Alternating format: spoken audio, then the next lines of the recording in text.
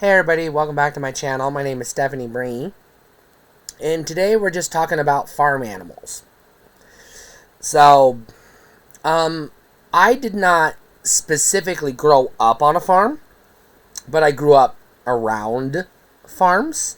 My grandma, so my grandma and her brother owned a farm.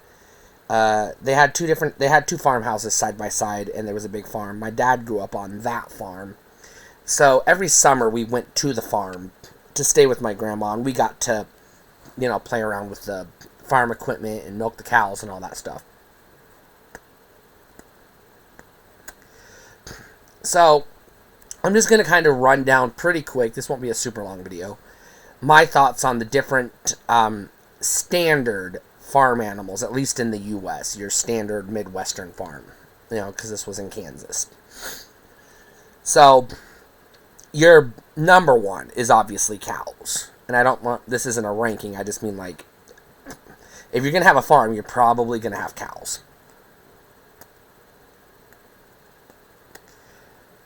Cows are, in terms of, they're, by the way, none of these are really pets, but we'll talk about the ones that are suitable for pets. Cows are not suitable for pets.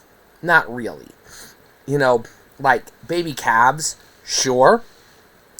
But they don't stay baby calves for very long. They grow up pretty fast. So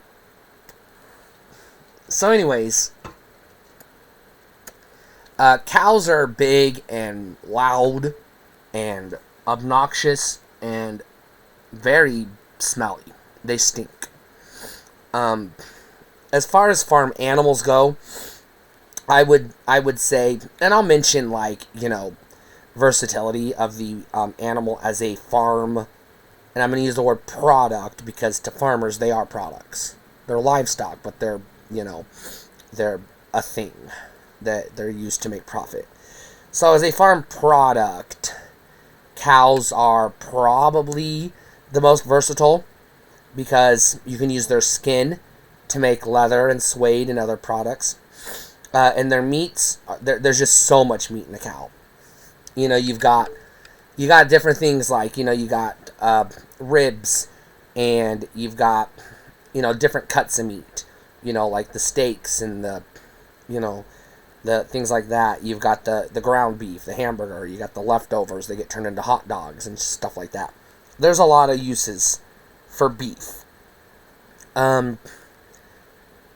If you're a small farm and you have like one or two cows, in the pen, in the barn or whatever, it's like, yeah, you want to go out and pet the cows, milk the cows, whatever. But if you're on like a great big functional farm, there's too many fucking cows. One, you're not going to name them all. They're just cow. You don't even number them. It's just like, we got 300 cows. All right. You're not even going to waste your time naming or numbering them because they're going to be ground beef, before you could remember their names anyways. The next animal, which is also pretty common amongst most farms, and not even just farms, but just like people who live out in the country, and it's a bird, and it's a chicken, and it's also fairly versatile in terms of the usage of the meat. You got baked chicken, fried chicken, chicken nuggets, etc. Lots of stuff you can do with chicken. And the old saying, everything tastes like chicken. That's false, but people say it for some reason. Chickens actually are more suitable as pets. A chicken or a couple, 2 or 3 chickens, you can put them in a pen, put a bow on them, name them, feed them, give them the seeds, let them eat out of your hand. They're fairly friendly for the most part and very easy to tame. You can't really train them per se. They just like bob and weave and do their thing and run around and run off if you leave the door open. And they're pretty defenseless for the most part. But chickens are actually, they don't mind humans. Cows, we don't even exist. They don't even acknowledge us. We're just like, wallpaper to a cow. To a chicken, we're like a flower or, a small bush or, I don't know, a bird feeder or something. We're like a thing that's in their space that they may or may not interact with, but they're not always going to pay attention to. Chickens are also kind of friendly for the most part, but they can also be aggressive, so be careful. Moving on. Another animal that is pretty common on the farm is the pig, the swine. Pigs are also fairly versatile in terms of the usage of their meat, ribs and, bacon and sausage and hooves and, pig's feet, etc. Lots of stuff you can do with pig. You can also use the gum from their bones to make gelatin, which is used to make jello, the jiggly stuff that we eat, and marshmallows. It's also used in marshmallows and other stuff. So, pig byproducts also can be used. The leftovers can be used ground up and whatnot into some types of hot dogs. They also make really good sausages, links and patties, etc. Or just ground sausage. Pigs are a little bit more suitable as a pet if it's like a teacup pig or a baby pig or just like a pig. If you just have a pig as a pet, it's, fairly manageable. Pigs are friendly, they're affectionate, they're peaceful. They're like, dogs and cats in that they do acknowledge the humans and respond to us, and they do demonstrate intelligence and emotions and whatnot. But they also just kind of like do their own thing. Kind of like cats. They'll notice you and pay attention to you when they need it. But the rest of the time, they're just like, yeah, I'm just going to go roll around in the mud. Also, definitely by far the tastiest of the farm animal meats. By far. By a long shot. By a mile. Easily, because of bacon. And bacon pairs really good with ground beef when you put bacon on like a cheeseburger. It goes really good together. So the meats don't even clash. They're really good. You can put bacon on a chicken sandwich. I don't know why you would, but you could.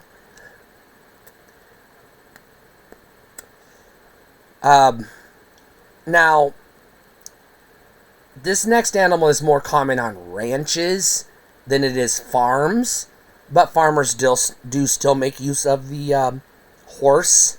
But horses are seen more. They are technically an animal, but they're not a livestock byproduct. They're not they're not going to get turned. They may, in some instances, get turned into like glue and dog food and other stuff. But for the most part, they're actually used as vehicles. You ride the horse.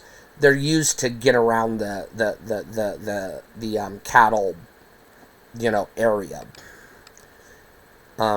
Herding the cattle, basically, is what I'm trying to say, is mostly what they're used for. Horses are a little bit more suitable as pets. Again, especially young ones, or ponies, which are like bred essentially to be pets. Horses are the ones that are most affectionate and friendly to humans of the animals I've listed so far.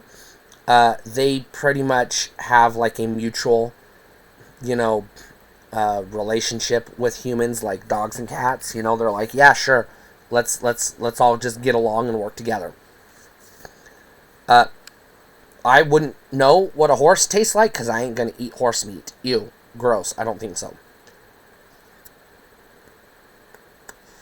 Out of all the farm animals, period, not just the ones I've mentioned, but total, horses are the only ones I actively hate. I can't stand horses. I will not be around horses. I hate horses. I'm not a horse person. Keep them away from me. Like, fucking far away from me. I don't even want to see them, hear them, or know they're there. I don't do horses. It's not really the last, necessarily, quote-unquote, farm animal, but it's the last one that I'm going to talk about because the other one is more of like it's more of a ranch type animal, or it's more specific to a specific type of farm, which is the sheep, and I'm not talking about sheep, but I am talking about goats. Goats are absolutely fantastic pets. They're like bred to be pets. They're great pets. The goats are very friendly. They're affectionate to humans. They do notice us and acknowledge us and recognize our presence. But they also like, hey, you know, I'm here, but like, what do you want? What's up? What are we doing? You know, they're kind of needy in terms of farm animals go. You know, like cows are independent. They just go out and eat grass. You don't fucking bother cows. You know, the only time you ever bother the cow is when you're milking it or putting it on a truck to take it to the slaughterhouse. The rest of the time, it's just fucking out there. It's just flowers in the garden. You don't even pay any attention to it. Goats, on the other hand, they require a little more maintenance because they do. You do kind of want to brush them. That's a good bonding technique. Also, goats are kind of, they'll run off. You know, cows will run off if they get out of the pen, but like, goats can get out of the pen on their own. So you have to, like, make the pen in such a way, you basically have to goat-proof your yard or barn or whatever. Because goats are a lot smarter than cows. Or at least more curious than cows. Cows are just like, whatever, I got grass, I'm happy. You know, goats are like, no, the grass is fine and all, but what else is there? You know, show me the world. That's pretty much all I can say about the farm animals that I have experience with. If I had the means and opportunity, I would have a goat as a pet, because I think goats are, you know, fantastic pets. Maybe a chicken. None of the other animals. I wouldn't have a pig as a pet, not even a teacup pig.